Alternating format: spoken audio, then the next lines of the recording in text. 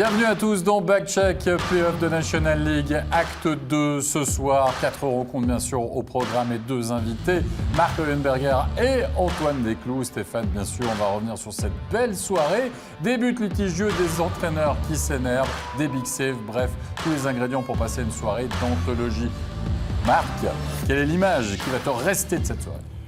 C'était un match très serré, Ambry bien, qui a pu gagner sur le fil en fin de partie. Antoine? Un coup d'arrêt au Vernet. Genève a pas réussi à écrire l'histoire jusqu'au bout, mais ils vont reprendre. Quel retour sur des rails pour Lausanne. Convaincante victoire face à Langnau. 3-0, mais surtout, blanchissage de Durkerchen. Et l'image du jour, c'était tout simplement les premières prolongations du côté de Genève et la victoire donc du CP Berne qui égalise dans la série face à Genève Servette grâce à ce but signé Arco Bello.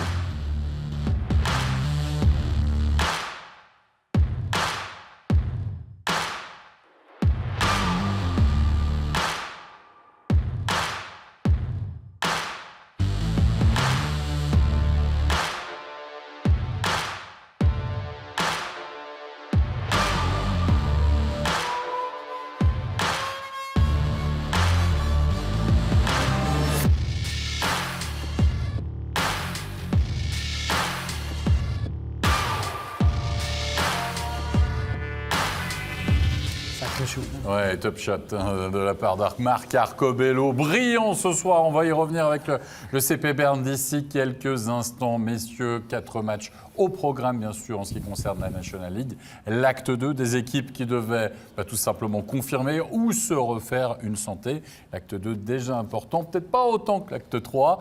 Et une nouvelle fois, on a envie de dire « Oh, c'est difficile de tirer des conclusions après une soirée de hockey sur glace et après un acte 1, parce que vous allez voir que parfois, ça peut faire la crêpe. » Prenez tout d'abord cette première série. On va s'intéresser à Lausanne-Langnau. C'était du côté de l'Île-Fils que ça passait. Langnau qui mène 1-0 dans la série, qui égalise 5-1 quand même.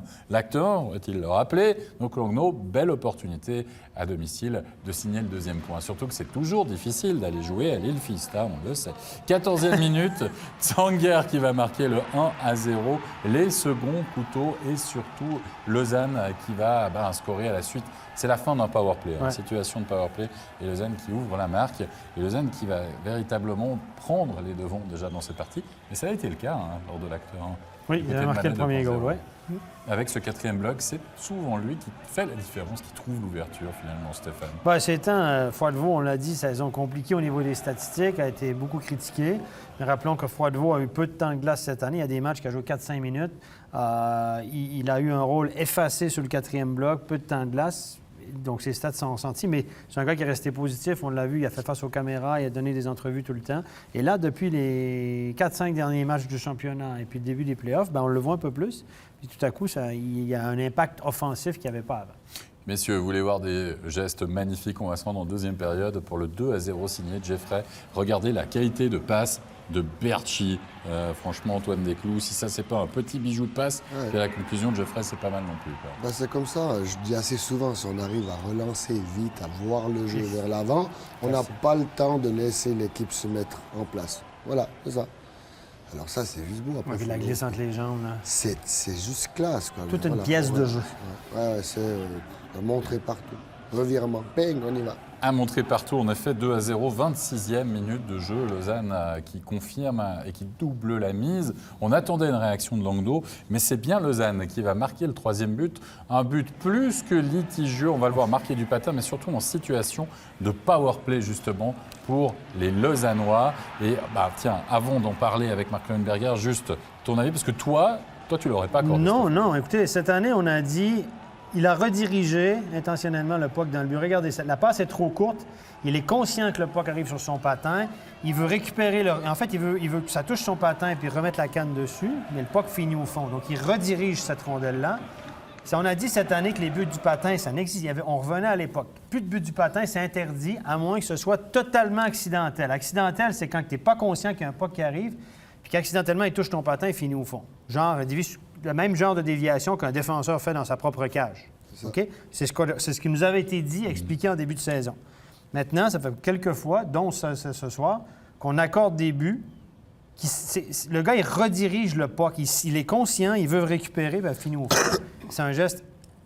C'est pas un kicking. L'année passée, ça aurait été accepté parce qu'on aurait dit qu'il a redirigé le puck dans la cage. Il n'y a pas de kicking, il n'y a pas de kick. Mais là, je ne comprends pas que ce but était accordé.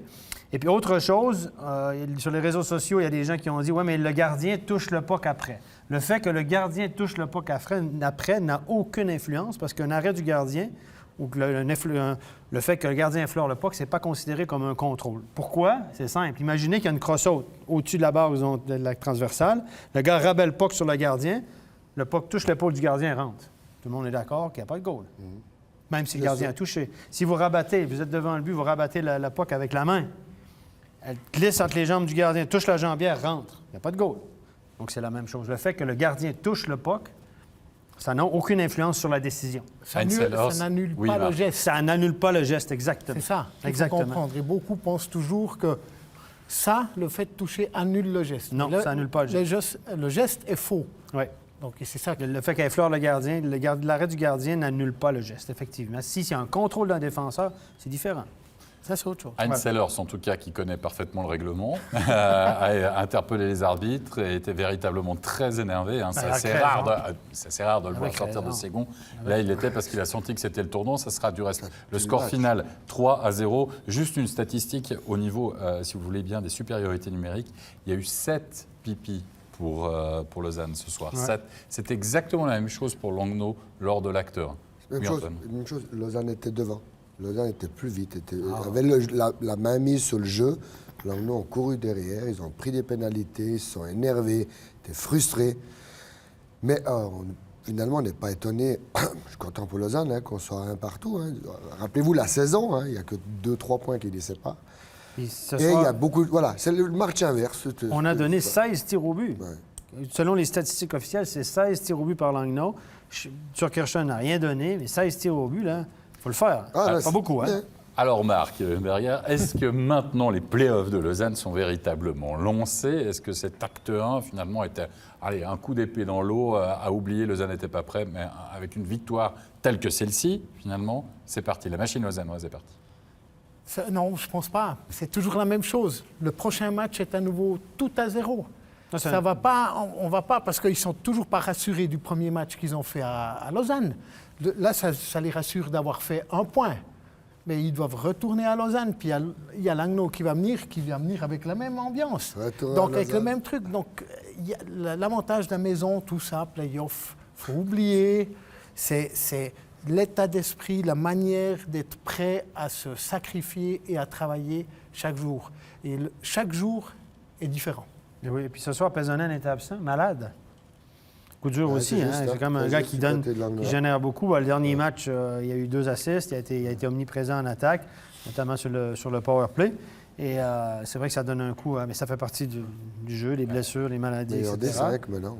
C'est ça, mais quand vous n'avez plus le binôme ni Domenico Pesonen, quand même, du côté de Langnau, c'est peut-être pas forcément la même équipe. Mais c'est Gagnon qui avait eu le plus de temps de glace. Regardez les temps de glace, messieurs, les premiers matchs. Il y a beaucoup, les Marco Bello, les Hebet, les Marchini, les bons joueurs de cette ligue. J'ai vu des temps de glace entre 22 et 25 minutes pour des attaquants lors des premiers matchs. Donc, on utilise beaucoup plus nos vedettes en play-off. Là, c'est la conclusion, en tout cas, après le premier match. Et puis, le joueur qui a joué le plus, toutes positions confondues, le du premier match, c'est Gagnon. Il a joué presque 25 minutes et demie à Lausanne. C'est beaucoup. C'est énorme. Messieurs, réaction à l'issue de cette victoire de Lausanne qui égalise donc dans la série. On va écouter tout de suite la réaction de Benjamin Antognetti. Benjamin Antognetti, victoire 3-0 dans ce deuxième acte à Langnau. Lausanne a clairement envoyé un message ce soir. Pas forcément un message, mais c'était plus une réaction qu'on voulait avoir. Les playoffs, c'est tellement long. Je pense qu'un match, c'est assez vite oublié. On a perdu 5-1 le premier match en étant dominé de la tête et des épaules. Et puis ce soir, on a connu un bon match et je pense qu'on les a aussi dominés. Vous avez dominé dans l'intensité, vous avez gagné des duels, chose que vous aviez eu de la peine à faire samedi à Malais. Quels ont été les mots de Ville Peltonen pour vous mettre dans cet état d'esprit ? Bon, on a déjà eu une partie vidéo qui était assez longue. Je pense qu'on a vu pas mal d'erreurs qu'on a faites. On a joué 50 matchs, on a fini 3e, il n'y avait pas tout acheté à la poubelle. On était motivés pour ces playoffs et peut-être un petit peu trop. On a peut-être été aussi un peu nerveux. Le premier goal, c'est un peu bête, mais peut-être pas aidé non plus. On s'est peut-être relâché un peu. Et puis derrière, ressortir la tête de l'eau après cette égalisation de Langnau et puis le deuxième goal, c'était pas facile. Ils ont continué à presser, mais ce soir, je pense qu'on a un peu inversé les rôles. Et si on se projette maintenant sur l'acte 3 qui aura de nouveau lieu à Lausanne jeudi, à quoi est-ce qu'on peut s'attendre du côté du Lausanne Hockey Club? Bon, nous, on veut reproduire cette performance, mais je pense qu'eux veulent reproduire la performance du premier match. Donc ça va se jouer à des petites choses. Voilà, qui aura le plus envie. Merci Benjamin, bonne rentrée. On va voir si la séance vidéo sera aussi longue du côté de Lausanne après la victoire de 3-0. Peut-être qu'il y aura 2-3 choses en moins à regarder, mais qui sait. Messieurs, on va passer maintenant à Lugano-Zug, si vous le voulez bien. Zug qui mène 1-0, bien sûr, dans la série après sa victoire à domicile. C'était assez serré finalement face à Lugano. À noter, on l'a dit que la zone n'est pas là, Apala est là. Et puis du côté de Zug, par contre, on va pouvoir compter sur Dario Simeone pour ouvrir la marque. Regardez, il ne reste que 46 petites secondes à jouer. Et ce but-là, tout simplement, il va vraiment faire mal aux Luganais pour cette ouverture du score. Et ce rush signé Dario Simeone. Il a fait mal paraître la défense, mais Lefel n'a pas bien paru là-dessus. Il y a le premier ailier qui tombe, Lefel qui passe aux fraises, le gardien qui se trouve. Mais c'est tout un but de Simon. Il est costaud, il démarre là, c'est fort. Il est tellement costaud qu'en fait, il va casser le plexiglas au moment où il va aller fêter son but. Et du coup, on va jouer les 46 dernières secondes au début de la deuxième période. C'est dans les 5 dernières minutes. Quand il y a un bris comme ça, dans les 5 dernières minutes, vous avez le droit de remettre, de rejouer au début de la période suivante. Ça ne va pas être le match de Mercy-Kins, Marc Leuenberger. Gareth Rowe, tout simplement, test et réflexe de Mercy-Kins qui offre un but à Zug. Oui, on a déjà vu au premier, je veux dire, c'est un shoot raté. Là, c'est un shoot que le gardien rate. Il ne sait pas où il est, il se met tout seul dedans. Avec l'accélération de Gareth Rowe qui fixe et bim, Mercy-Kins sûr que ce puck est dans sa mitaine. Puis un gardien lobé, en général, c'est un gardien battu. Regardez ce but, ce puck perdu, Mer. Leuenberger, paf, le coup d'œil. Et puis la mer, la finition. Tout le temps qu'il a eu. Bon. Écoutez, les gars, ils marquent des beaux buts, c'est pas des buts. Zug, là, c'est beau mais à voir. là, l'équipe qui est offensivement, ils sont partis très fort. On dit que c'est pas une équipe de play-off et tout ça, mais ils sont partis très fort. Petite erreur à la ligne bleue de M. Ulmer qui a perdu la rondelle.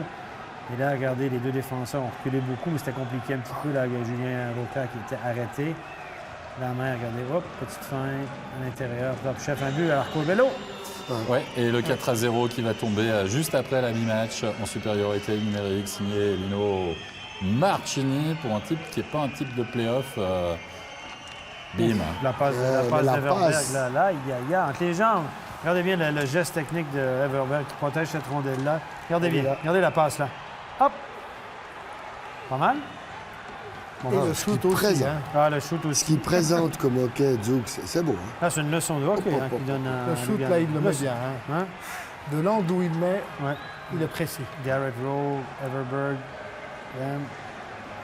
Mercy-Kins fait son déplacement, le temps de se relever et redescendre. Et là, il va fracasser sa canne. C'est sur ce coup-là qu'il l'a cassé? C'est sur ce coup-là. En fait, ça vaut 400 balles une canne de gardien. Il l'a cassé en 4, ça fait 100 balles le morceau. Et il y a évidemment Greg Ireland, vous imaginez bien, qui a fait quelques remontrances à ses joueurs. C'est ça qui essaye de les recentrer, les reconcentrer, etc. Mais en effet, Mercy-Kins, lui, sur ce 4-0, il en avait plus que marre déjà. Il connaît une soirée compliquée, on l'a vu, et il va même casser sa crosse. Geste d'énervement énorme de la part de Mercy-Kins. Et on me dit que tout simplement, il fallait regarder le match parce que malheureusement, on ne l'a pas. Voilà, c'est comme ça. Voilà. Mais rassurez-vous, on va vous la ressortir sur les réseaux sociaux et notamment sur sa page Facebook. 1, 2, 3, 4. Il a donné 4 coups, 4 fois elle a pété.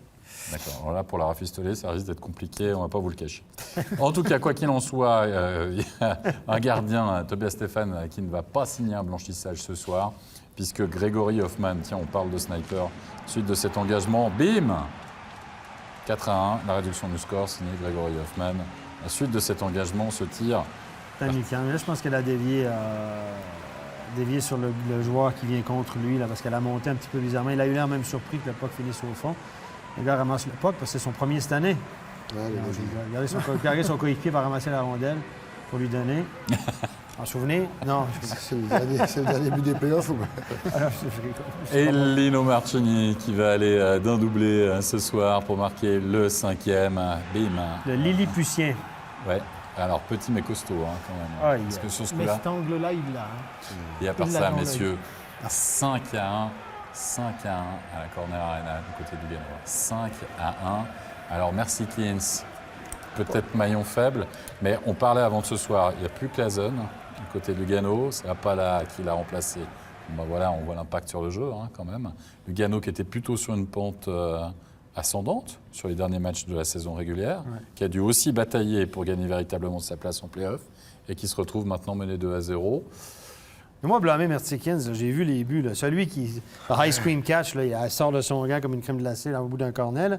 OK, il a échappé celle-là peut-être. Mais c'est un tir qui n'est pas à courte distance, mais il y a 4 autres buts, les gars. Là. Il a pas la forme de l'année passée. Le premier, Ah, le breakaway, là, il se fait avoir quand même facilement. Mais c'est bien mis. Deuxième, c'est quand même le sien. Puis je crois quand il est à 4, il prend le 4-0, je crois qu'il y avait 18 shoots de Zug seulement. Hein. Zug ont tellement bien joué, là, mais c'était dans la zone offensive.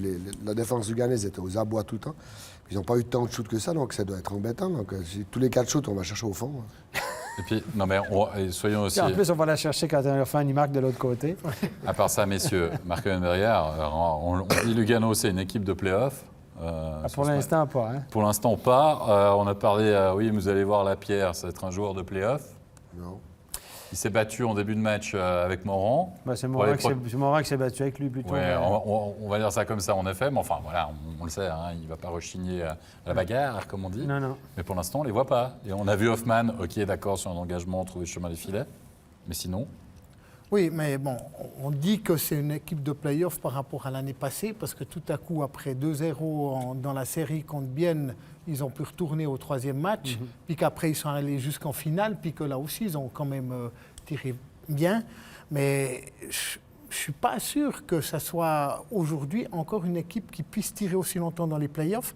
Ils ont quand même quelques joueurs qui ont un certain âge.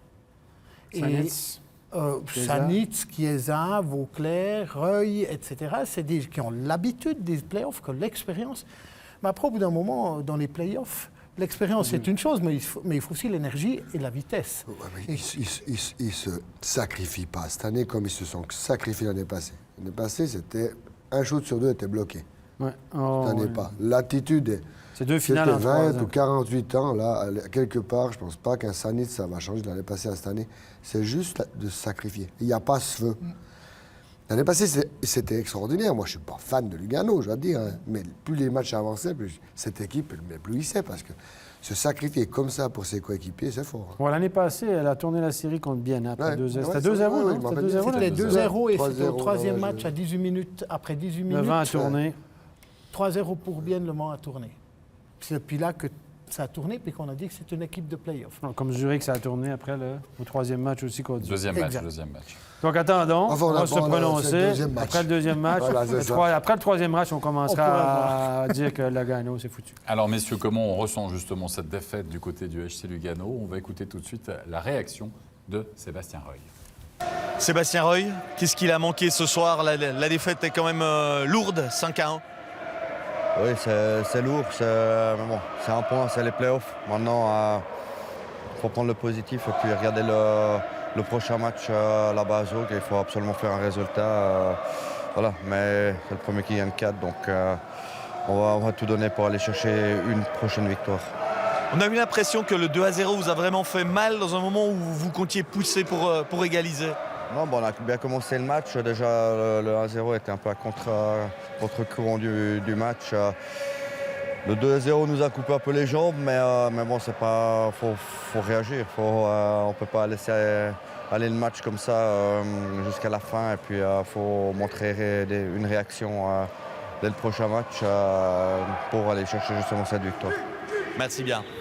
On le sait en play-off, le résultat final de rencontre finalement compte peu. On l'a vu avec Lausanne, vous pouvez perdre 5-1 un match et puis 2 jours après ou 3 jours après, vous gagnez finalement 3-0, ça ne veut rien dire. Il faut surtout très rapidement oublier. Et ce sera le cas d'Ambri-Piotta, messieurs, le mot d'ordre, ça sera oublié, puisque Ambri est mené 2-0 désormais dans la série face à Bienne.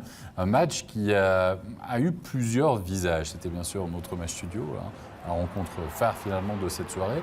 On a vécu 20 premières minutes où on a balbutié finalement son hockey un peu à gauche, à droite.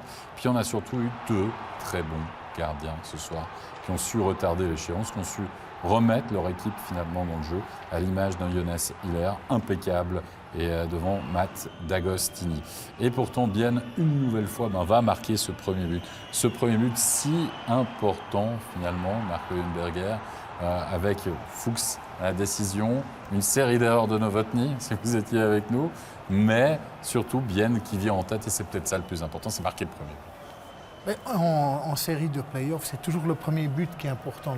Ça nous donne l'élan, l'adversaire doit contenir les attaques, s'ouvrir un peu pour pouvoir faire des contres, et c'est les moments les plus dangereux.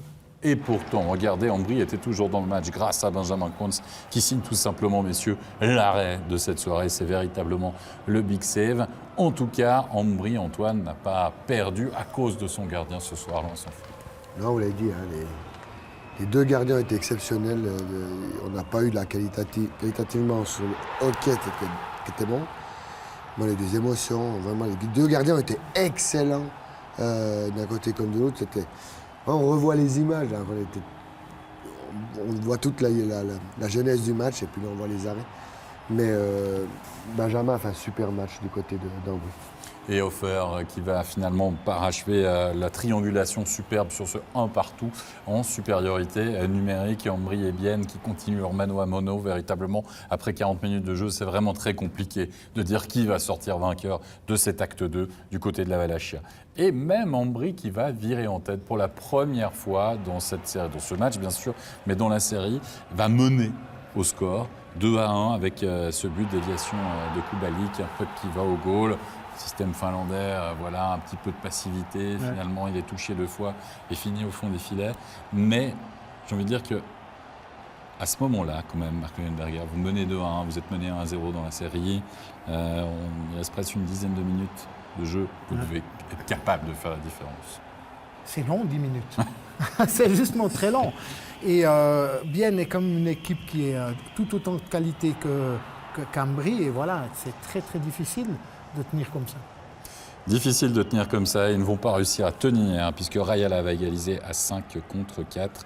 Et puis Ugly, surtout la 58e minute de jeu, qui va crucifier finalement Ambri-Piotta pour permettre à son équipe de l'emporter sur le score de 3-2 et de signer tout simplement le 2e point dans une série où les 2 équipes restent quand même très proches. Oh oui, donc c'est très. Écoutez, ça aurait pu tourner d'un côté comme de l'autre. C'est un grand classique, là, mais ça s'est joué sur des détails. Un autre grand classique. Mais là, c'était le cas ce soir.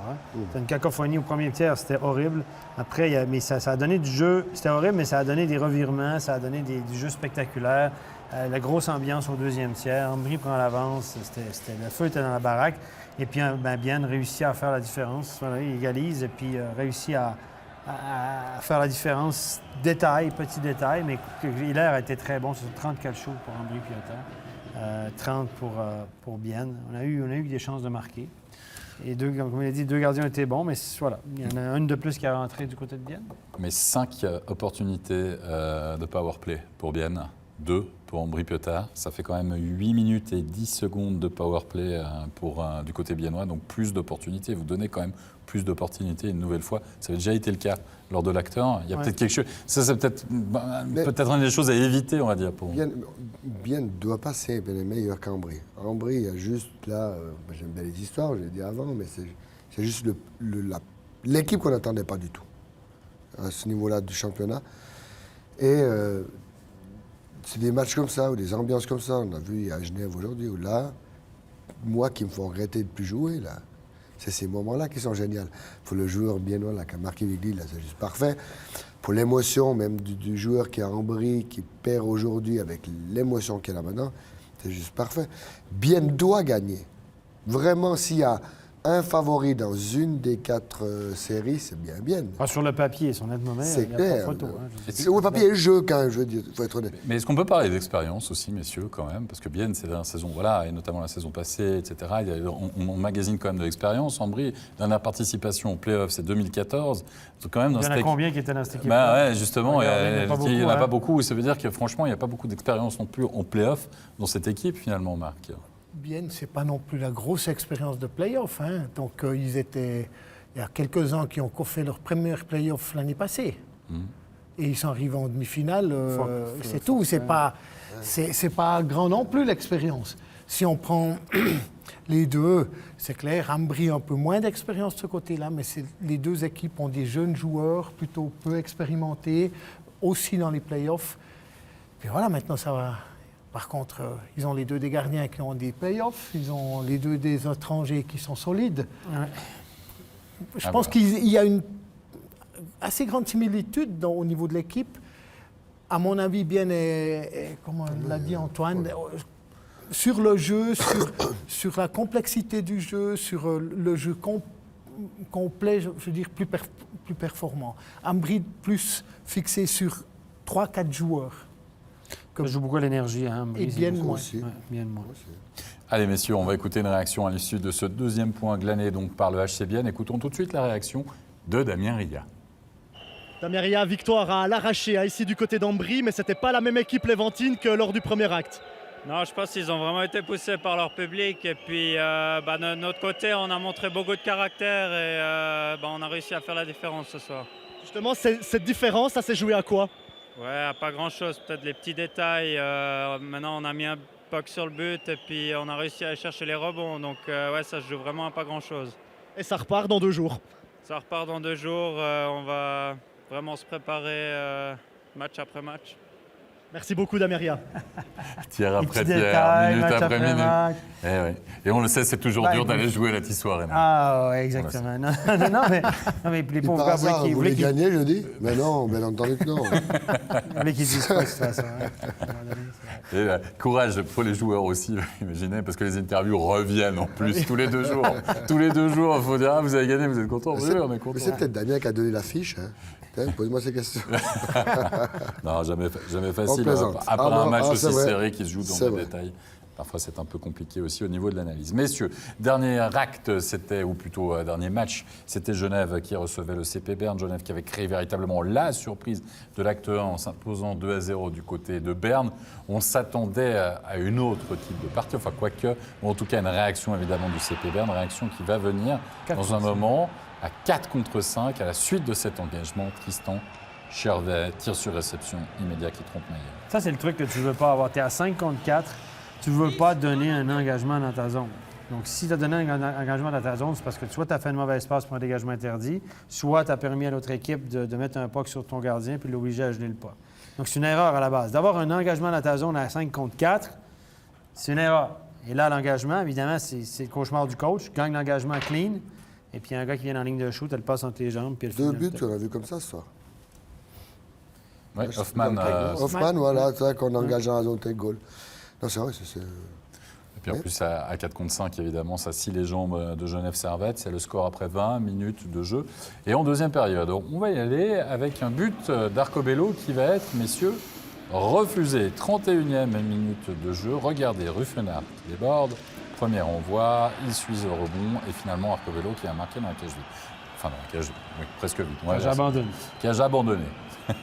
Avec la vidéo, on va aller voir la vidéo, Stéphane. Et finalement, on va annuler le but. Et toi, tu n'es pas de cet avis. Non, écoutez, Ruffenard va sur son rebond, fonce dans Maillard, mais oui, il y a contact accidentel avec Maillard. Ça ne peut pas être une obstruction sur le gardien. Regardez, là, il veut reprendre son propre rebond. Contact accidentel. Contact qu'il y a. La question est de savoir si Robert Maillard... Est-ce que Robert Maillard avait une chance, s'il n'y avait pas de contact, il a challengé le tir, il était un peu sorti de son demi-cercle, est-ce qu'il avait une chance de revenir faire un arrêt sur Arcobello ou non? À mon avis, aucune chance, même pas proche. Même pas en rêve, il ne savait plus où était la rondelle. Même s'il n'y avait pas eu de contact, aucune chance de revenir. Et comme c'est un contact accidentel, pour moi, tu dois accorder le but. Messieurs, votre avis? Ah, moi, je pense aussi.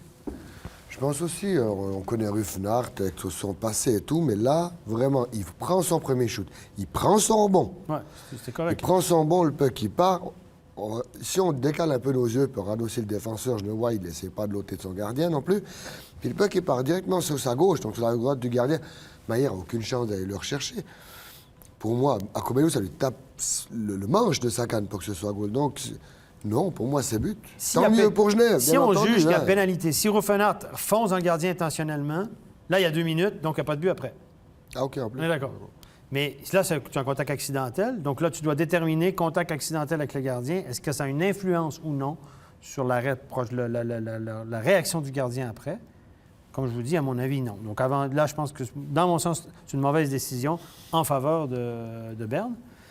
Mais il y a eu une justice après. Marc, on est d'accord aussi? Je suis du même avis. Parfait. Alors du coup, on va voir la justice, en effet, non pas divine, en tout cas peut-être les dieux du hockey, j'en sais rien. Mais Arcobello va quand même réussir à trouver le chemin des filets. Et puis ça aussi, c'est un but, franchement, vous êtes en fin de période, regardez la récupération de Moser pour Arcobello. Un gros travail de Moser, hein. Checking, long canne, grand joueur. Moser qu'on n'avait pas beaucoup vu. Là, il se loupe. Mais regardez, il va rechercher son puck sur 2 joueurs. Là, c'est aussi le deuxième effort, comme on parle des fois, il le fait là. Oui, le deuxième effort, il le fait. Et puis on le verra aussi sur le game winning goal en prolongation. C'est lui qui va aller chercher le puck finalement dans la zone de Genève-Servette qui va véritablement se battre pour ramener ça. Alors 2-0 après 40 minutes de jeu. Ok, on a la réaction du CP Berne, match de Berne finalement, qui mène après avoir été mené. 2-0, il va avoir perdu le premier match. Mais réaction de Genève-Servette, il va avoir en troisième période. Une réaction de Genève qui va finalement se concrétiser grâce à Romy qui va dévier ce puck de Chimek. Il reste à peu près 8 minutes, un peu plus de 8 minutes à jouer. L'espoir renaît, messieurs, dans les rangs de voix. Surtout qu'il y aura Chimek qui va arracher l'égalisation à 58e minute de jeu. On va voir un Leonardo Giannoni pas vraiment à son affaire, notamment sur le rebond. Et peut-être Marc Leuenberger, on admirera la force de caractère de Genève. Mais 2, il faudra rappeler que Berne a tapé 2 fois le poteau aussi en troisième période. Voilà, il faut dire que tout à l'honneur de Genève, ces 2 dernières semaines, ils sont dans un état d'esprit fantastique, combattants, ils vont jusqu'au bout, extraordinaire. Là, il y a une certaine erreur quand même de Giannoni de remettre le puck. Il y a aussi un peu la chance parce qu'en même temps, il y avait un poteau d'Arcobello et un super poteau de Blum. Les 2 fois, il était battu. Meyer. Alors, voilà. On donne les shoots 45-25 en faveur de Genève. Ça, c'est statistique officielle sur le site qu'on a. Voilà. Il y a quand même eu pas mal de caoutchouc devant. Si c'est vrai, je pense qu'il y a... Giannoni avait assez de caoutchouc pour faire 2 pneus flambant neufs. 45 et puis encore 25 qui sont à côté. Oui, ça me semble un peu bizarre, 70 shoots sur... Ça fait 70 cadrés, non cadrés. Un peu... Ça te paraît beaucoup? On va dire qu'on n'a pas regardé vraiment. Oui, c'est ça. Quand tu regardes 3-4 matchs en même temps, c'est un peu... 70 matchs d'un côté, et puis ça fait 100 shoots sur 60 minutes, ça fait un shoot tous les 30 secondes. C'est un bon match.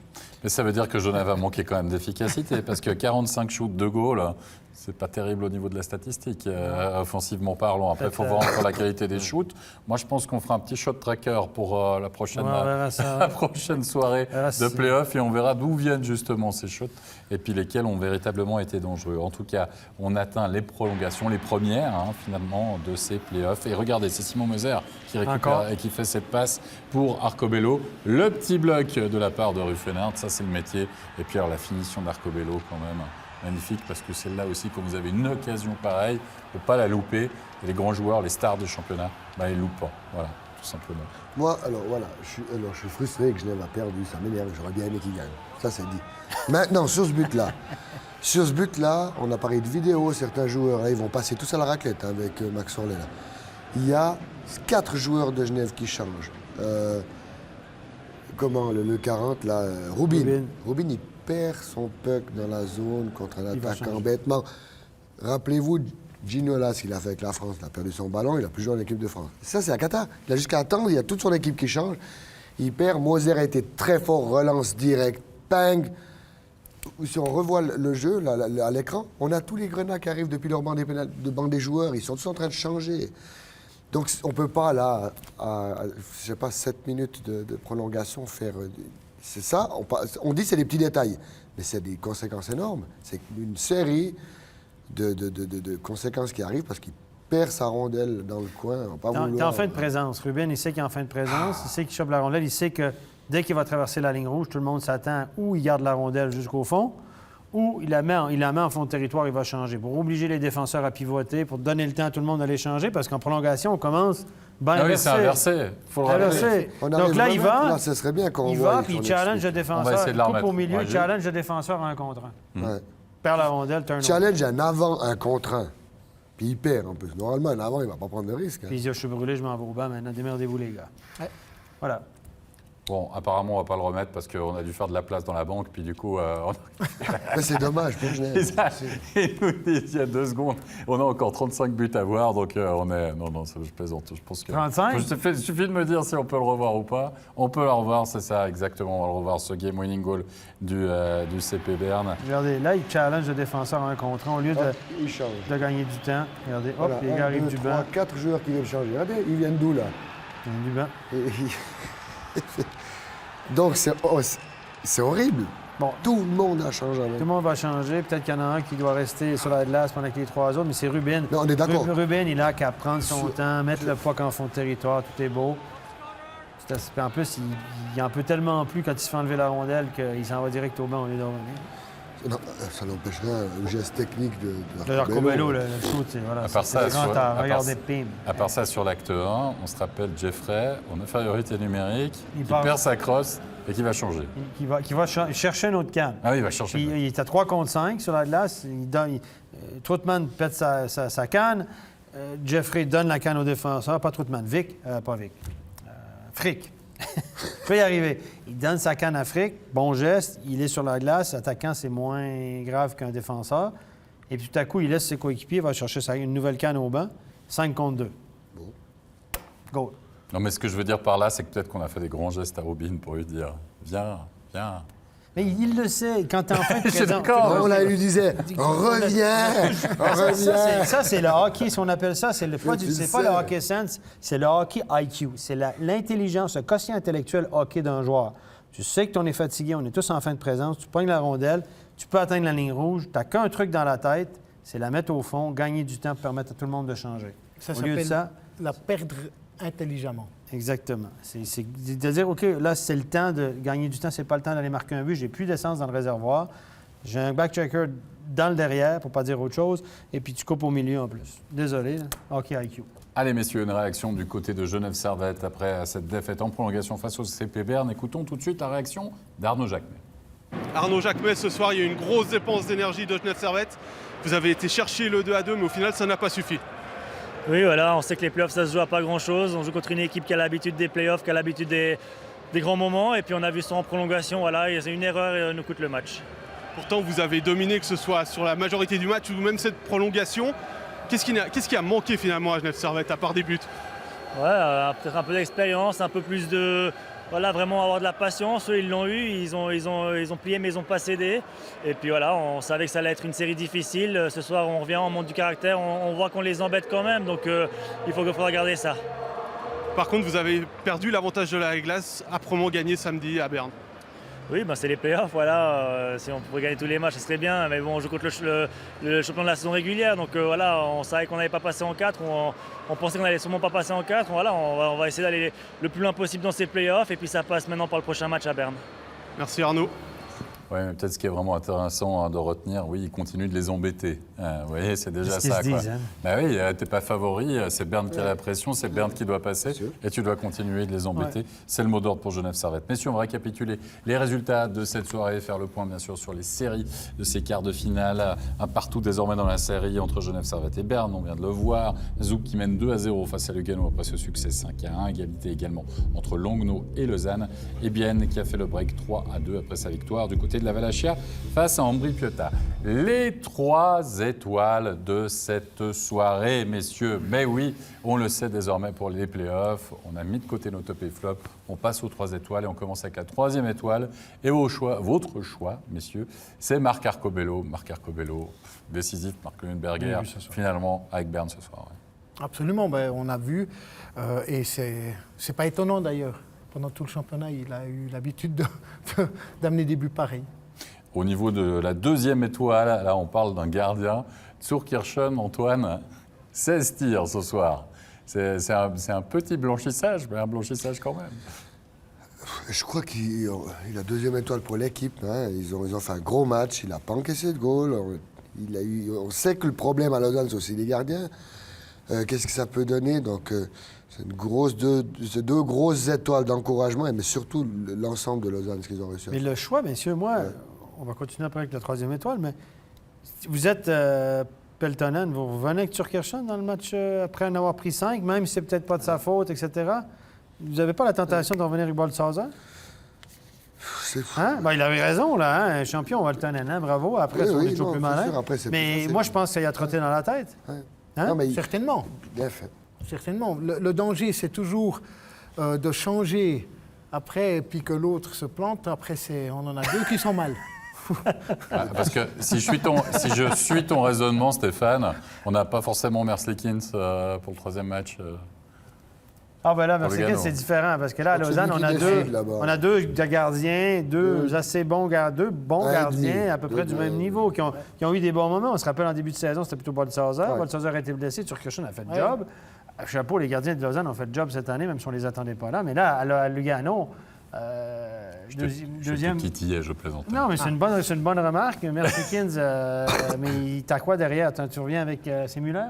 Oui, c'est Müller. On ne connaît même pas son nom. Okay? Un sondage qui connaît le nom du deuxième gardien de Lugano? Müller, on le sait. Voilà, Müller? Hein? Müller, ça je savais. Allez, messieurs, plus sérieusement, la première étoile, si vous voulez bien, Lino Marchini, du côté de Zug, Lino Marchini. 2 buts ce soir, c'est déjà 3 buts dans la série, Marc Leuenberger. Pour un gars qui n'était pas considéré comme un gars de play-off, il est en train de nous faire mentir cette année. C'est justement ça. Pourquoi le numéro 1? C'est ça. C'est un gars qui était plus ou moins visé comme non-joueur de play-off. Oui. Et si peut-être cette année, Zug va au bout, c'est peut-être parce qu'il aura fait beaucoup et très souvent des étoiles. Mais écoutez, ce gars-là, jusqu'à maintenant, il avait 7 buts en carrière, je pense, à 45 matchs de play-off. Il en a marqué 3. Donc 50 % de sa production en 2 matchs. Et moi, j'ai le temps, là, on est pressé? Non.